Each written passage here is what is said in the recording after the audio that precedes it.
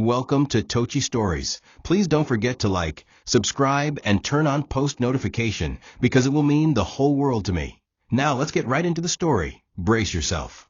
The grandeur of the evening was blinding. Inside the glistening ballroom of the Umar estate, chandeliers sparkled like fallen stars and violins played notes that danced with the wine glasses. Billionaire Desmond stood tall among a circle of international investors, dressed in his custom navy tuxedo, his presence commanding and cold. His wife, Amarachi, 9 months pregnant, wore a flowing champagne gown that clung to her swollen belly like a fragile promise of life. Her smile was soft but forced, her back aching from the long hours of standing, her eyes scanning the room for her husband's approval. Desmond barely glanced at her, too preoccupied with the Swedish investor he had spent 2 years courting for the billion-dollar renewable energy expansion.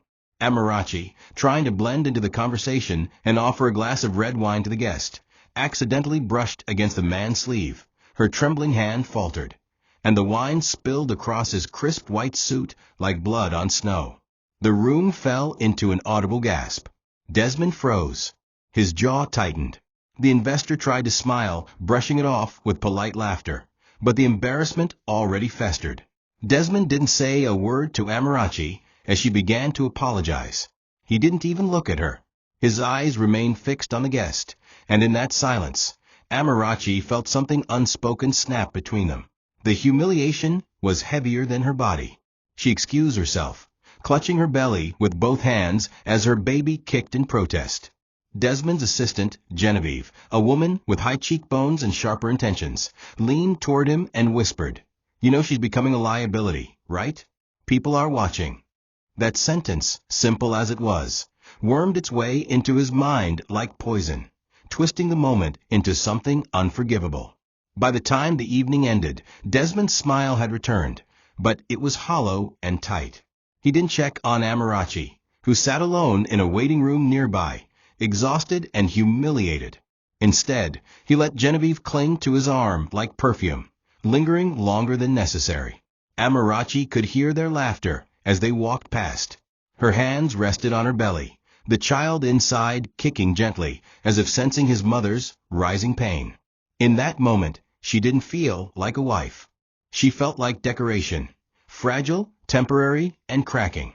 She stood up slowly, ignoring the ache in her feet, and walked to the car. The silence in the vehicle back home was heavier than the drive itself. She didn't know the night would end in blood. The slam of the front door reverberated through the mansion like thunder warning of an incoming storm. Desmond stormed into the sitting room, throwing his blazer across the couch, his expression twisted with rage. Amarachi stood a few feet behind him, panting slightly from a climb up the stairs. Her voice was a low murmur. "I said I'm sorry, Desmond. It was an accident." The glass slipped, but before she could finish, Desmond spun around. His eyes were wild, his breath sharp like broken glass. "You embarrassed me," he shouted. "Do you know how many years it took to build that contact? Do you even think before you act?"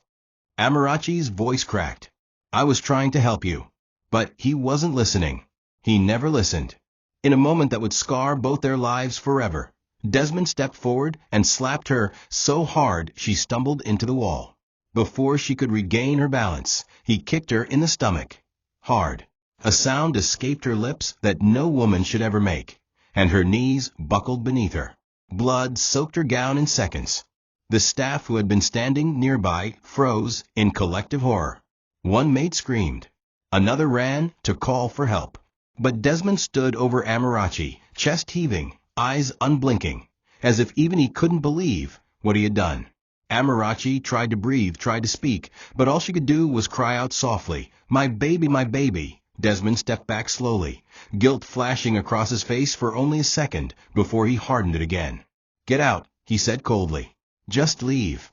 Amarachi, dazed and half-conscious, dragged herself across the marble floor. Her gown was now soaked in red, her vision blurred, and all she could hear were the echoes of the staff's distant shouting, and her own heartbeat pulsing in her ears like a drum of death. No one dared touch her, not because they didn't care, but because they didn't know what they were allowed to do in that moment. She crawled to the front gate, one hand gripping her belly as if she could keep her baby safe with her touch alone. Her slippers had fallen off. Her hair stuck to her face, matted with sweat. As the heavy gate closed behind her, she collapsed outside onto the cold pavement. The moon stared down, silent and cruel. The night air was sharp and unforgiving. Outside the gated estate, the world continued its indifferent rhythm. Cars passed, a street vendor tended to his suya, and the neon glow of a nearby pharmacy flickered erratically. But beneath that flickering light, Amarachi lay curled on her side, bleeding, broken, and barely conscious. Her face was pale. Her lips trembled. "Please," she whispered, though there was no one there to answer.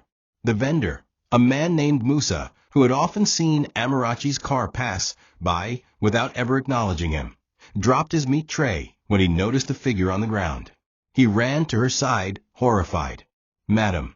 "Hey, somebody help," he screamed, waving frantically at passing cars. A young woman on a bike stopped and called for an ambulance. Musa knelt beside Amarachi, trying to keep her awake. "Madam, stay with me." "You go day, all right." "I beg, stay with me." Amarachi tried to focus her eyes. Her hand reached weakly toward him. "My baby," was all she could say. The bleeding worsened. Red soaked through the lower half of her dress and stained the pavement like an open wound. The ambulance arrived within 10 minutes, but to Amarachi it felt like an eternity. The medics rushed her inside, shouting codes and medical terms she couldn't understand. She closed her eyes, her mind whispering silent prayers to a God she wasn't sure was still listening. At the hospital, chaos met urgency. Dr. Zainab Lawal, an OB-GYN with fire in her soul and grief in her past, took charge the moment Amarachi was wheeled in. She read the vitals, barked orders, and clutched the patient's chart with a sense of dread. "She's 9 months, ruptured placenta, heavy trauma. Prepare for emergency C-section." Amarachi slipped in and out of consciousness. The sound of scissors, monitors beeping, nurses moving. It all became a blur. In that moment, Dr. Zainab wasn't just a doctor. She was a shield against death. "Don't let her die," she whispered to herself. "Please, not another one." In her mind, she wasn't just saving Amarachi. She was trying to rewrite her own tragedy, the one that took her daughter 3 years ago. But fate doesn't always listen. The hospital room was quiet, unnervingly quiet. No infang crias. No joyful announcements. Just the steady beeping of a heart monitor and the rhythmic hum of a nearby oxygen machine. Amarachi stirred beneath the weight of painkillers and trauma, her body aching from the emergency C-section, her arms instinctively reaching for a child that wasn't there. Her hand touched the cold, sterile sheets, and her eyes fluttered open slowly. For a moment, she blinked at the ceiling, disoriented, as if unsure whether she had dreamt the nightmare. Then, like a tidal wave, memory came crashing back. The dinner, the slap, the kick, the blood. Her hand flew to her belly, flat, bandaged, and empty.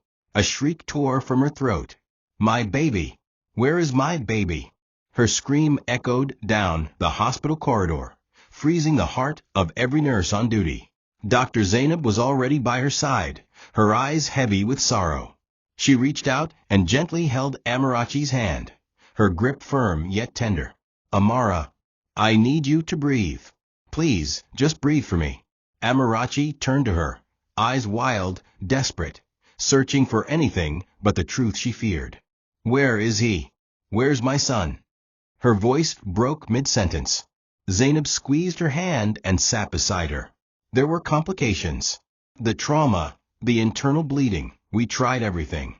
Amarachi began shaking her head before the sentence ended, covering her ears as if she could shut out the words. "No, no, don't say it." But Zainab's silence said it all. Amarachi sobbed, loud, ugly, uncontrollable sobs that echoed through the room like morning drums. She didn't just lose a child. She lost a future, a name, a piece of her own soul. She cried until her throat gave out, until her body convulsed from grief, until her tears dried and only silence remained. Zainab stayed beside her, her own eyes moist with the ache of a fellow mother. Amarachi turned her face to the wall, away from the world, and whispered, I prayed he'd look like his father. Just his smile, that's all I wanted. Her voice was raw and distant, as though speaking from a pit too deep to climb out of. Zainab nodded slowly. He had your eyes, Amara. And he really fought. Amarachi didn't respond. Her mind drifted to the nursery they had never painted, the baby names they never finalized, and the lullabies she never got to sing. Outside her room, the sun rose, bathing the city in light, but Amarachi's world remained dark cold, and echoing with the sound of a child that never came. In a high-rise suite across the city, Desmond stood in front of a wall of glass windows, his reflection merging with the skyline. He wore a gray Italian suit, his signature watch gleaming under the lights. Around him, investors from Sweden, Germany, and Canada toasted with champagne flutes raised, clapping him on the back, calling him a visionary. Desmond smiled, but it didn't reach his eyes. Genevieve hovered near him, her body draped in a form-fitting red dress that shimmered under the chandelier. "You did it," she whispered in his ear. "You secured the biggest clean energy contract in West Africa." He nodded absently, barely tasting the champagne that passed his lips. There was a lingering unease he couldn't place, a silence he hadn't heard yet. Genevieve placed a hand on his chest. "Forget the mess from last night. She'll be fine. You need to protect your legacy." Her voice was honeyed poison, sweet and dangerous. Desmond's jaw tightened. "She embarrassed me, Genevieve. I warned her." Genevieve leaned in, her breath warm. "You don't need her dragging your name into tabloids. Your name is gold now, Desmond. Let her go." And in that moment, something in Desmond shifted. Not guilt, not regret, just detachment. He told himself that Amarachi would recover, that the baby would be fine, that she needed to learn respect. And with that convenient lie comforting his ego, he leaned into Genevieve's kiss and signed the final page of the billion-dollar contract. Applause filled the room. Cameras flashed. Desmond Uma had just made history. But what he didn't know, what no one told him, was that his name was about to become infamous. The same staff who had witnessed Amarachi's collapse were already whispering. One maid had secretly recorded the outburst on her phone, her hands trembling. The gate security man had quietly filed a sick leave request. He couldn't sleep after seeing a pregnant woman crawl out like a dog. And in the hospital, Dr. Zainab stared at the form that bore Desmond's name as emergency contact, knowing he hadn't shown up, hadn't called, hadn't cared. A billionaire had won his deal, but lost his soul. The ink on the contract had barely dried, yet fate had already started sharpening its blade. Ngozi Opera had never believed in curses. She was a devout Christian, a retired teacher, and a woman of reason. But when she heard that her only grandchild had died, and that her pregnant daughter had been kicked into early labor, her hands trembled with a fury no scripture could calm. She marched into Desmond's mansion like a warrior, her wrapper tight, her scarf firm, her voice thundering before the gate even opened. The staff parted like water around her. "Where is that bastard son of the devil? Desmond, come out here." Her cries cracked through the estate. Desmond, just returning from his press interview, stepped out of the car and stopped in his tracks. Ngozi's eyes locked onto him like arrows. "You killed my grandchild. You slaughtered your own blood with your pride." Desmond's face darkened. "Control your tone, madam," he said coldly. "This is my property." Ngozi stormed forward, ignoring the guards. "And this was my daughter's womb you destroyed. How dare you call yourself a man? You beat a woman carrying your name. May your empire rot from inside out." Desmond raised a hand, and his guards approached. "Escort her out." Ngozi spat at his shoes before they touched her. "Don't worry. The day your name starts to stink, it will not be from your enemies. It will be from the corpse of your conscience." Her words echoed long after she was dragged out. Desmond stood frozen, her voice burrowing into the cracks of his ego like acid. Back inside, Genevieve tried to soothe him. Old women like that know how to make a scene. But Desmond didn't answer. For the first time, something gnawed at his gut. Not guilt, but discomfort. He sat alone in his study that night, staring at the signed contract in his hand. The pages felt heavy. His phone buzzed a news alert. Mysterious silent interview exposes violence against pregnant women. Desmond ignored it, but the silence in his mansion no longer felt peaceful. It felt haunted. The rain fell in soft sheets that morning, as if heaven itself had wept for the child the earth would never know. The small cemetery nestled on the outskirts of town was nearly empty. No grand entourage, no floral arrangements, no family of the father. Just a plain white coffin the size of a dream, cradled beneath a gray canopy, and a few people who still held Amarachi close. She stood beside it in a black gown far too large for her now frail frame, her eyes sunken but dry. Her tears had been spent in the hospital days before. The only sound she made was her breath, labored and hollow, as she held her mother's hand tightly. She didn't scream, didn't cry out. It was a funeral in silence, a burial without a name. Her son, who hadn't lived to see the world, was being laid into it before his time. Eric Uma arrived late, drenched in the rain, dressed in a plain brown jacket and worn shoes that squelched with every step. He stood at a distance, watching the ceremony from under a tree, unsure if his presence would be welcomed, but unable to stay away. He was Desmond's younger brother. Yes, but his allegiance had long shifted. He had tried, even begged Desmond to check on Amarachi, but his brother had brushed him off with the same cold pride that defined his name. Now, as he looked upon the woman who had once fed him during his drug rehab years, and the tiny box that held a life snuffed out too soon, he felt something old stir inside him. Shame, regret, and rage. He slowly walked forward. Amarachi saw him. She didn't smile, but she didn't flinch either. And when he placed a white rose beside the coffin, she nodded once. It was a moment of peace in a war she didn't start. The priest's voice echoed faintly through the mist. "We commit this child to the Lord, for he gives and he takes away." But Amarachi wasn't listening. Her mind was far away, on the ultrasound photo she had taped beside her hospital bed, on the lullaby she had been practicing, on the crib that would now remain empty in the corner of their bedroom. She whispered the name she had chosen, a name she never got to announce. Chabik, God is strength. Her lips trembled, but her voice was steady. Goodbye, my strength. When they lowered the coffin into the ground, a finality settled into her bones. Not just the death of a child, but the death of a marriage, of innocence, of the future she thought she knew. As the rain continued to fall and mourners trickled away, Amarachi remained there, soaked and still, holding her son's name in her chest like an ember she would never let die. The hospital smelled of bleach and antiseptic, but none of it could clean the ache Amarachi carried inside her. Weeks after the funeral, she lay on her side in the hospital's private recovery room, staring at the wall, unmoving. Her arms wrapped around her middle by instinct, but there was nothing there now, just bandages and stitches, and a void so vast it swallowed her whole. Dr. Zainab had tried to prepare her for the news, but nothing could soften the blow. Her womb had been severely damaged during the trauma. Scar tissue formed rapidly. Internal bleeding had complicated the healing process. There was a high likelihood she might never carry a child again. "I'm so sorry," Zainab had whispered, her eyes wet with helplessness. But Amarachi had not cried.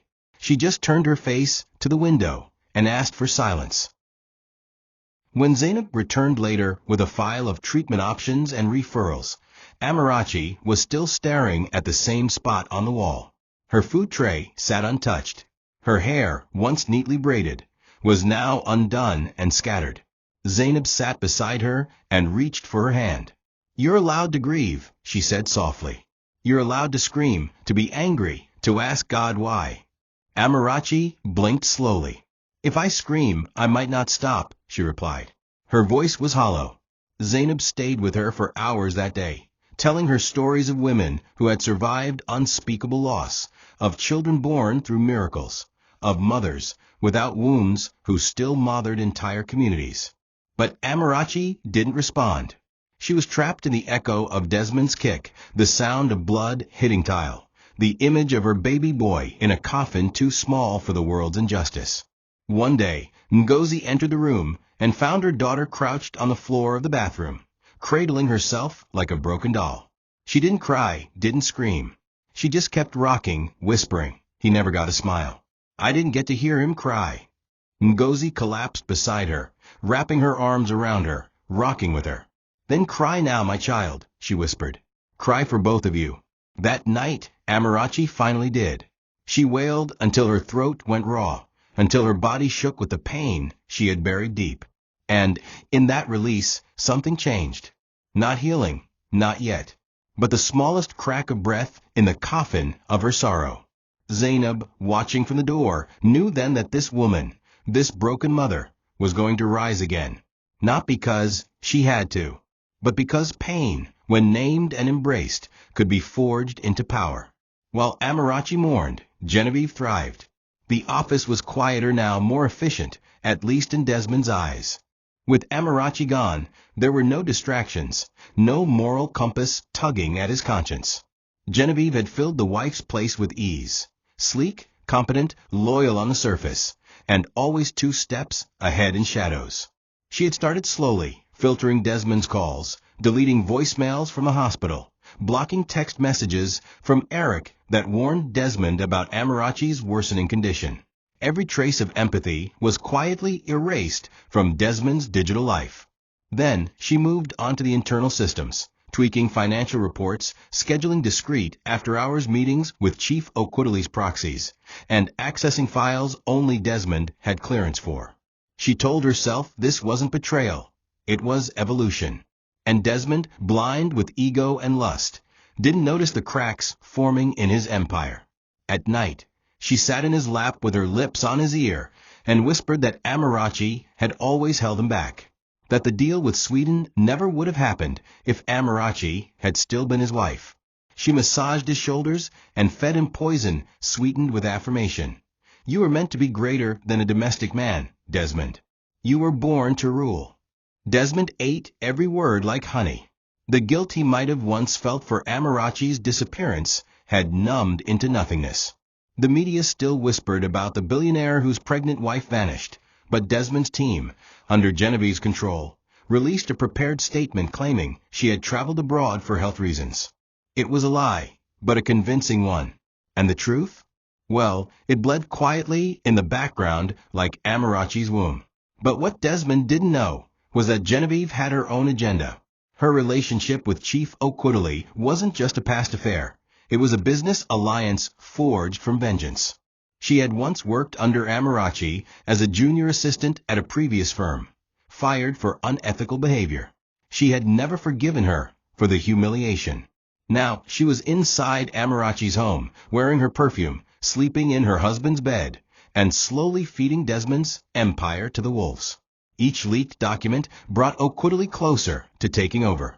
Each forged signature dug Desmond's grave deeper. Genevieve would smile in the mirror at night and whisper to her reflection, "You took everything from me, Amarachi. Now I'm taking everything from you." But what she didn't realize was that Amarachi had nothing left to lose. And a woman with nothing to lose was the most dangerous force of all. Eric sat on the balcony of his modest apartment, nursing a lukewarm mug of black tea, watching the skyline glow like false promises. He hadn't spoken to Desmond in weeks, not since the funeral. But the news that reached his ears through the business grapevine had been troubling. Desmond's deals were expanding too fast, too carelessly. There were whispers of internal leaks, confidentiality breaches, and strange meetings with Chief Okwudili's people. And behind it all stood Genevieve, Desmond's ever-smiling shadow. Eric knew her kind, polished, poised, and poisonous. He had tried to ignore the whole affair, tried to focus on the youth foundation he'd started with Amarachi's encouragement years ago, but guilt gnawed at him. Desmond might have been a monster in his marriage, but he was still his brother. And Amarachi, she deserved peace. If anything else happened to her or Desmond, Eric didn't want blood on his hands. He arrived at the Uma estate uninvited, wearing his usual khaki trousers and a faded white shirt that clashed with the mansion's luxury. The security guards looked at him with pity. They had seen the quiet pain he carried at the funeral. Desmond met him in the living room, wearing a fitted turtleneck and sipping aged whiskey. His face was as unreadable as always, but there was a crack around his eyes, a fatigue he couldn't mask. Eric got straight to the point. Genevieve's bleeding you dry, he said. You're not seeing it yet, but give it time. She's not loyal to you. She's loyal to your collapse. Desmond chuckled bitterly, leaning back. You sound like Ngozi now. You and Amarachi never liked her, because she wasn't as holy as your precious wife. The word struck Eric like a slap. She's not precious because she was holy, he snapped. She's precious because she loved you even when you didn't deserve it. And now, the woman who helped bury your son is rotting in pain while you whine and dine with a viper. Desmond slammed his glass down. You came here to lecture me, Eric? You? The same man who stole from our father's will and snorted it up his nose for 10 years. Eric stood still. The accusation didn't shake him. Yes, I failed. But I paid for it. And I'm rebuilding. With truth, not delusion. He leaned forward. Let me tell you something my sponsor once told me in rehab. Karma doesn't knock, Desmond. It whispers. It takes its time. It doesn't always strike loud. Sometimes it lets you build your castle tall enough to feel the fall. Desmond stared at him, fists clenched. You're dismissed, he growled. Eric walked to the door, then turned back. You kicked your own flesh, Desmond.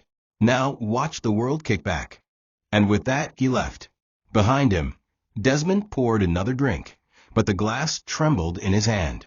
In a small community center on the edge of town, Amarachi sat before a group of 5 women, each one with a story etched into their skin.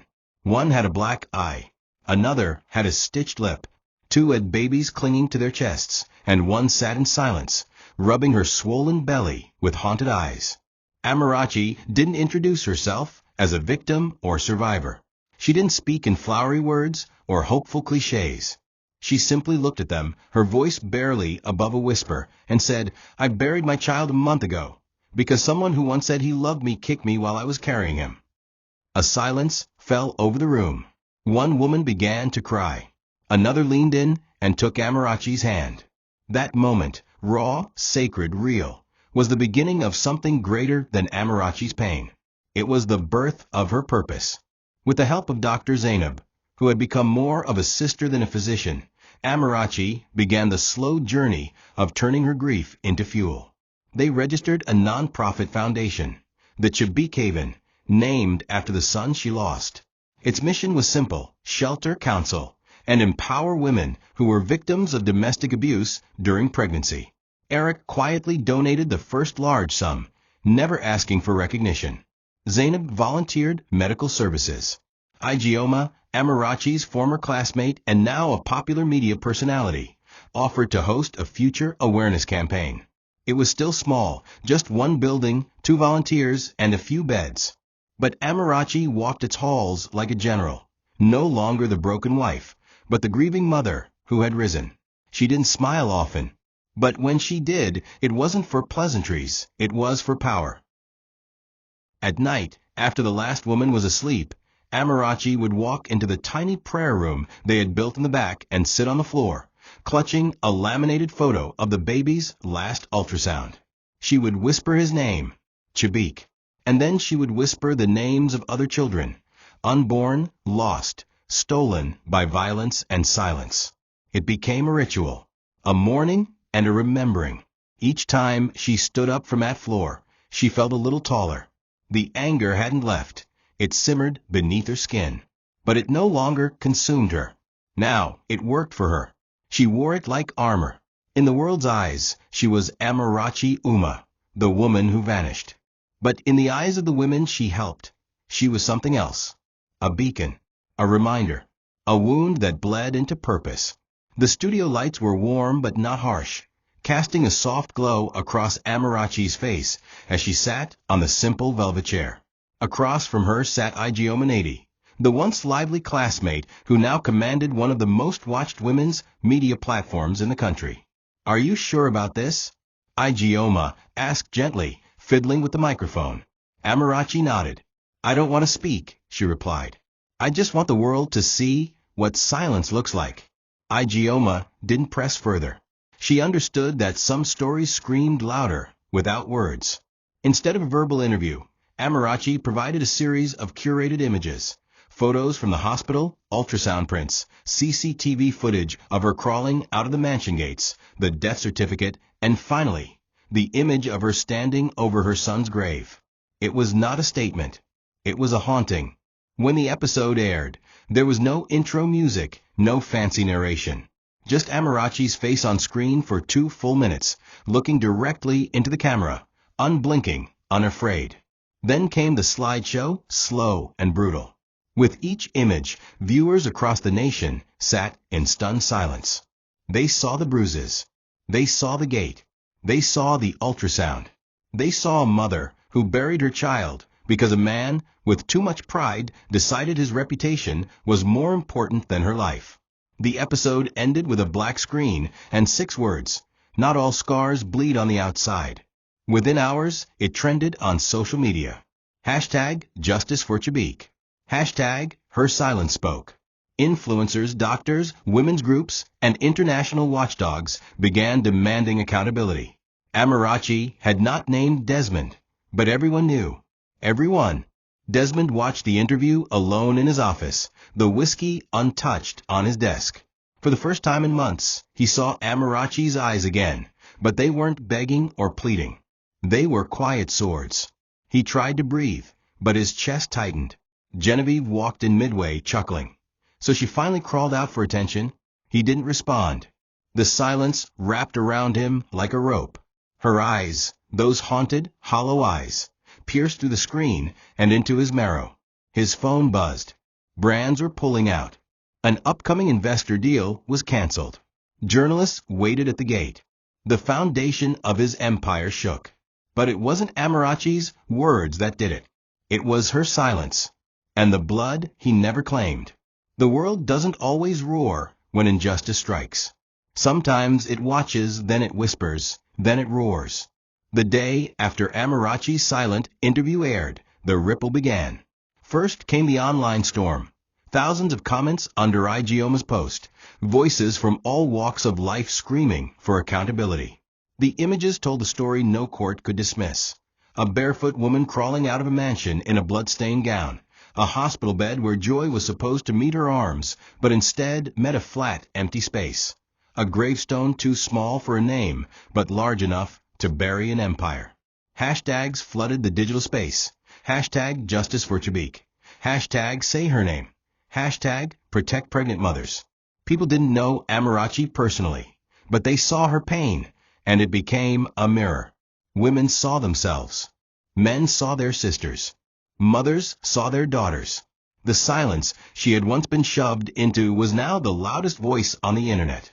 Within 48 hours, 3 international brands released statements, temporarily suspending their partnerships with Desmond Uma's conglomerate. A 4th brand went a step further, completely terminating their deal and citing their zero tolerance for abuse and gender-based violence. Desmond, watching the collapse unfold, initially tried to fight back with money and spin. His publicist issued a bland statement calling the interview deeply emotional, but one-sided. It backfired. More people tuned in. Desmond's name began trending alongside words like wife-beater, coward, and killer of unborn dreams. Former employees began speaking anonymously to reporters about how Amarachi was often belittled behind closed doors. A housekeeper leaked an audio recording from the night of the incident, Desmond yelling, "Get out of my house, you embarrassment," followed by Amarachi's anguished cries. That was all the world needed. Genevieve watched the media frenzy with a smug smile at first, telling Desmond that it would pass, that the world had a short memory. "You'll bounce back," she said, lounging on his leather couch in a silk robe. "Let the heat cool down." But Desmond's phone kept ringing with bad news. Board members began requesting emergency meetings. Clients asked for explanations. Share prices dropped 15% in one day. He finally shouted, "Why are they acting like I killed someone?" Genevieve rolled her eyes and replied coldly, "Because you kinda did." The silence that followed was brutal. Desmond turned slowly toward her, eyes wide. But before he could speak, her phone buzzed. A message from Okwudili. "Keep him distracted. The contracts are ready." She smiled and locked the screen. Desmond never noticed. He was too busy pouring himself another drink, still believing this was just a storm, one he could weather. But storms don't pass when they're born from the grave. The room was dimly lit, the blinds drawn to block out the glare of the media vans parked outside.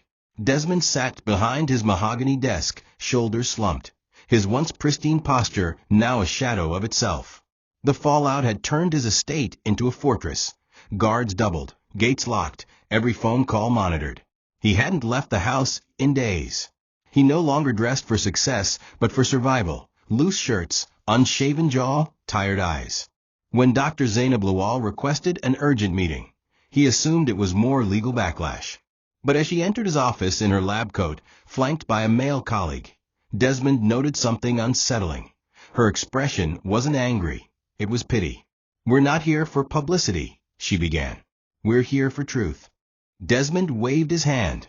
"If this is about Amarachi's foundation, I've already donated anonymously." Zainab cut him off. "No, this is about you." She placed a brown envelope on his table. Inside were medical records, his own. "You were tested during your last annual executive screening. Remember? You authorized full reproductive health clearance for your insurance package." Desmond shrugged, impatient. "So," Zainab opened the file and read softly. "Your results show low testosterone levels, abnormal sperm motility, and internal scarring consistent with untreated epididymitis. In simple terms, Desmond, you're sterile." The words landed like a grenade. For a moment, he didn't react. Then he scoffed. "That's impossible. I got Amarachi pregnant." Zainab didn't blink. "And now she can never be again.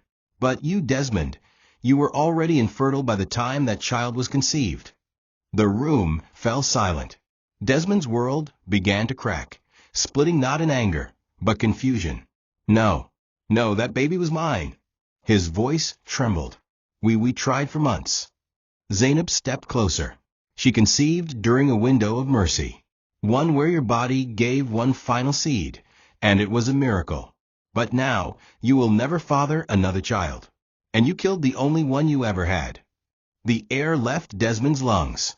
He couldn't speak, couldn't blink. Zainab turned and walked out with her colleague, leaving Desmond alone in the dim office. He collapsed onto the floor, gasping like a drowning man, reaching for something, anything, but finding only shadows. He had won his empire. Yes. But now he was the last of his bloodline.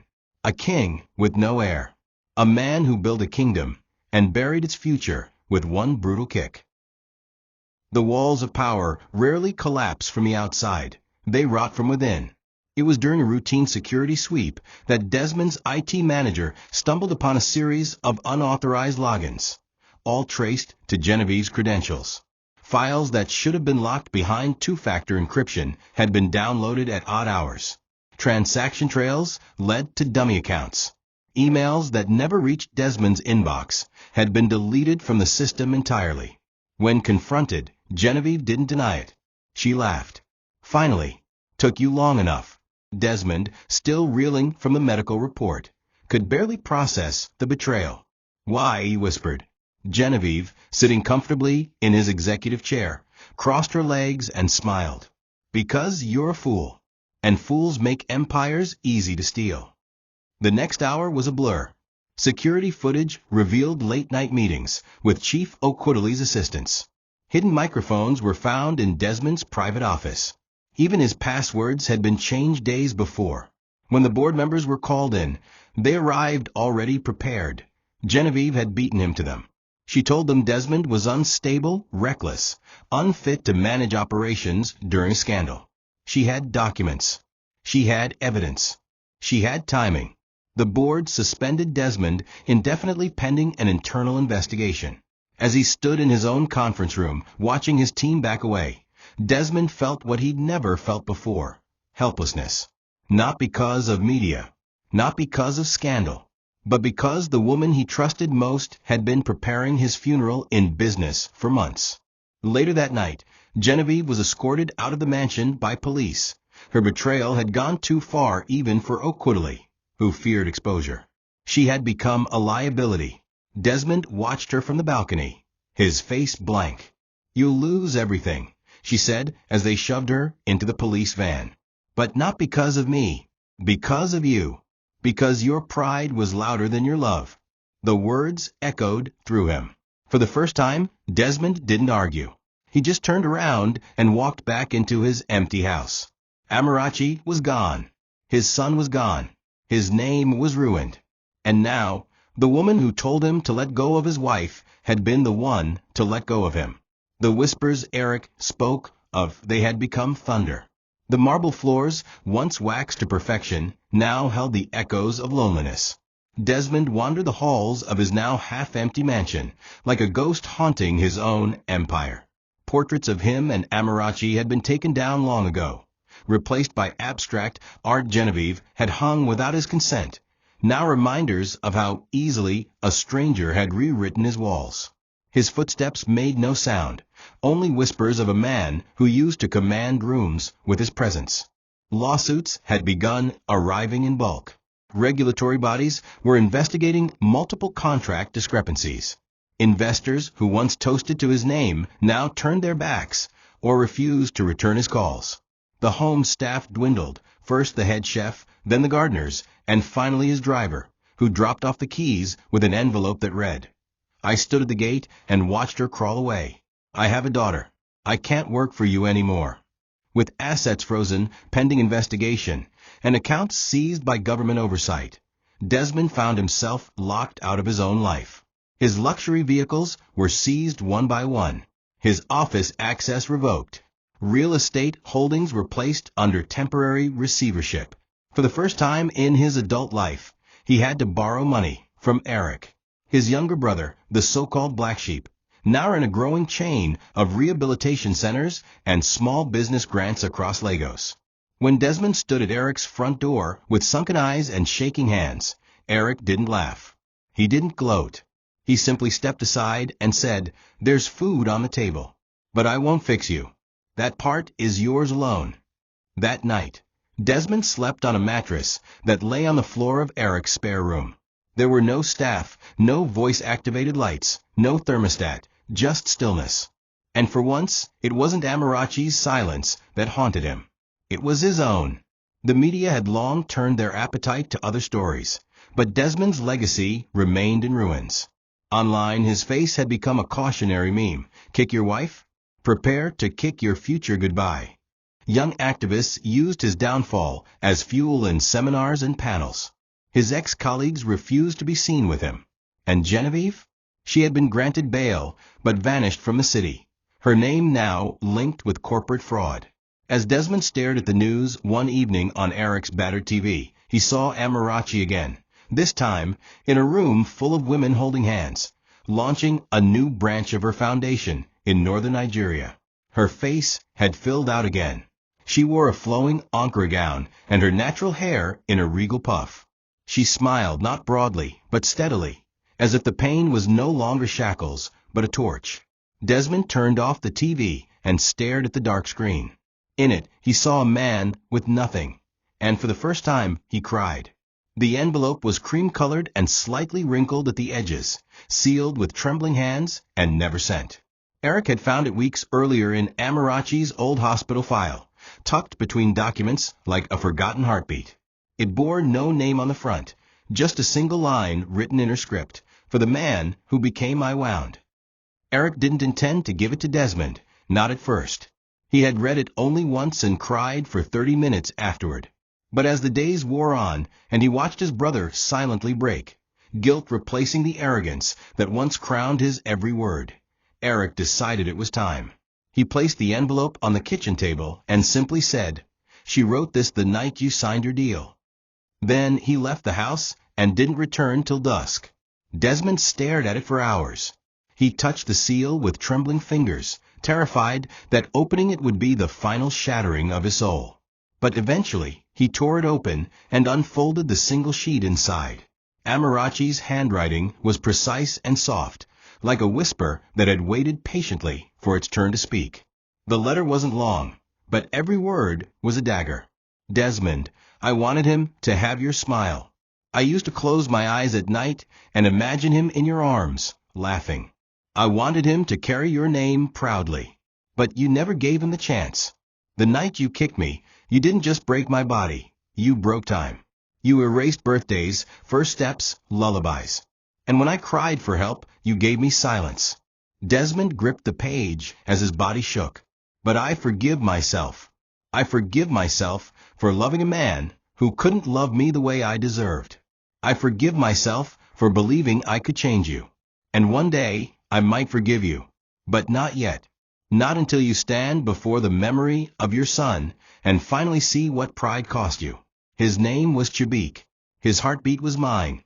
And now that it's gone, I walk with his rhythm in my bones. Not because of you. In spite of you.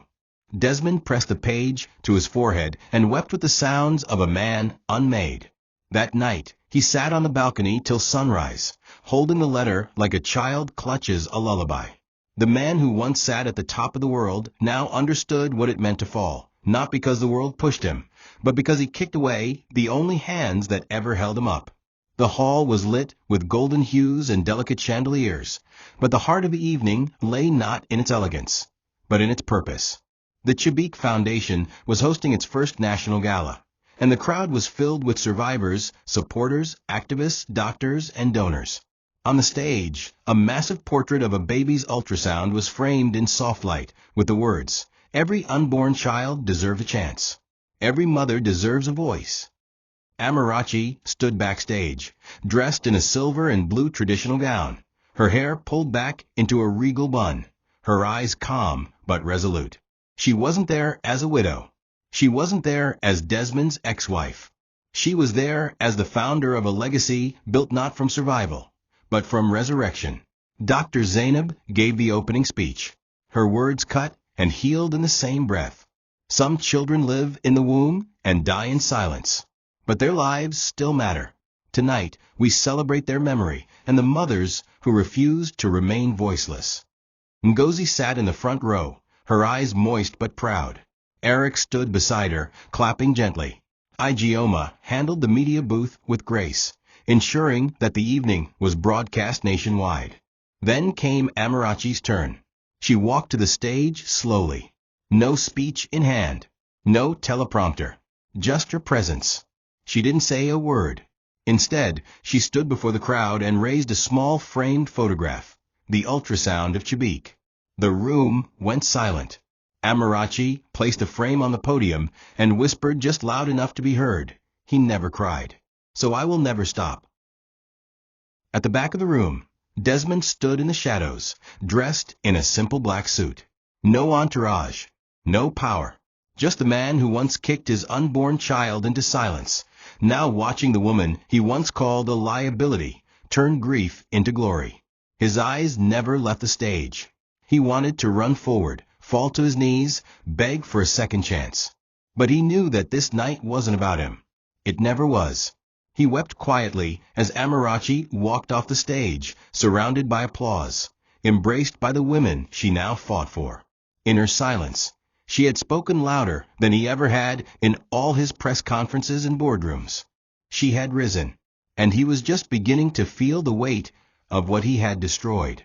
The night was soft, wind rustling the leaves gently as Amarachi stepped out of the gala hall. Her heels sank slightly into the earth, but her steps remained steady, shoulders square, heart beating not with grief, but with resolve. The glow from the building spilled across the driveway like a golden tide, and yet it could not outshine what stood in the shadows. Desmond. He was thinner now, his face sunken, clothes no longer tailored to perfection. He stepped forward slowly, like a man approaching sacred ground. Amarachi stopped, their eyes locking for the first time in nearly a year. For a long moment, neither spoke. And in that silence, everything they had ever said, or failed to say, hung heavy in the air like forgotten prayers. Desmond dropped to his knees, his breath catching. "I'm sorry," he whispered, his voice breaking. "I'm so sorry, Amarachi. I see him now every day. In dreams. In the mirror. In my silence. I was blind, arrogant, wicked. But I swear I've changed." His voice trembled. "I lost everything. I lost myself. I would give it all back. Every naira, every deal, every mansion, just to hold him once. Just once." His hands reached forward, but Amarachi didn't move. Her eyes were gentle, but firm, no hatred, no rage. Just truth. She crouched beside him, not to console him, but to speak plainly. "You kicked your future that night," she said softly. "I buried mine." Her voice didn't tremble. "You didn't just kill a child, Desmond. You killed my ability to believe in you and in love." Desmond collapsed forward, clutching the soil like it could ground him from drowning. He wept into the earth, his body racked with sobs. Amarachi stood, brushing her gown with grace, and looked at him one last time. "You will rise again, Desmond," she said. "But you will rise alone." Her words weren't cruel. They were simply final. She turned and walked away, leaving Desmond kneeling in the dirt, watching her silhouette disappear into the light. It wasn't the loss of wealth, reputation, or even freedom that broke him. It was knowing that he had finally understood the value of what he had, only after it was gone. That night, Desmond didn't sleep. He sat on the cold ground until morning, clutching the dirt as if it were the ashes of a kingdom he built with pride and burned with his own hands. Weeks passed, but the pain remained lodged like glass beneath Desmond's ribs. He now worked part-time as a clerk at a local nonprofit, one Eric referred him to.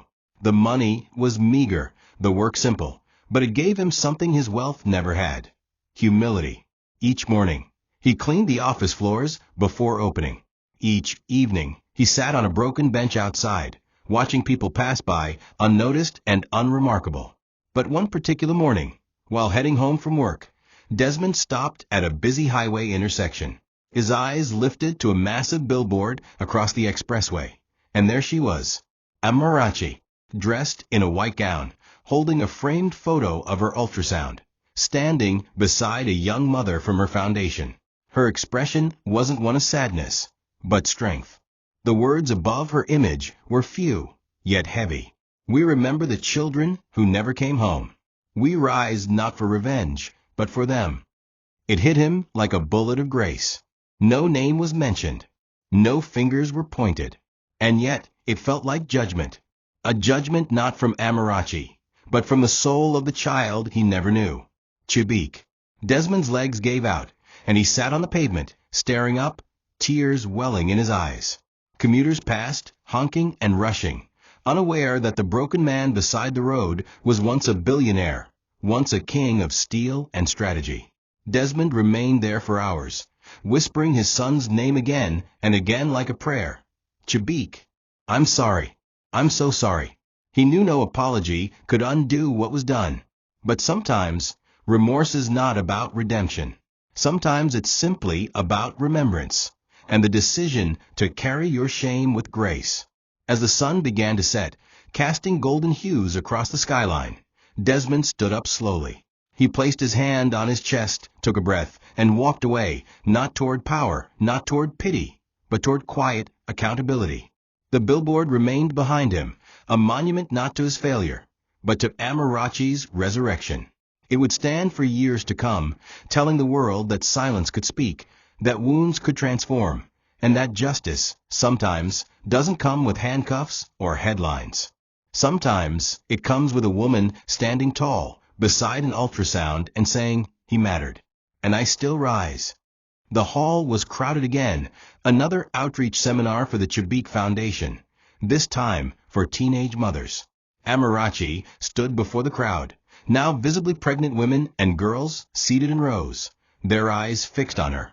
Her voice carried warmth now, not just pain. "We rise not because we forgot what broke us, but because we remembered what we're still capable of building." Applause followed, some loud, some quiet, some mixed with tears. But in the very back row, unnoticed by most, sat a man in plain clothing, quiet and attentive. Desmond. He didn't try to speak. He didn't ask for her forgiveness again. He just listened, head bowed, heart open. And when Amarachi's eyes swept the room, they landed on him briefly. She nodded once, then moved on. It was not a reconciliation. It was not a reunion. It was peace. The kind that says, "You may never re-enter my life, but I no longer bleed when I remember you." And Desmond knew that was enough. He left before the event ended, walking out quietly into the afternoon sun, carrying nothing but a folded copy of the program. On its final page was a dedication to every mother who lost a child and found her voice. To Chibik, whose silence became a legacy. Thank you for watching this video. What did you learn from this story? Drop it in the comments. Please make sure you like, comment, and subscribe to my YouTube channel TOCHI Stories for more.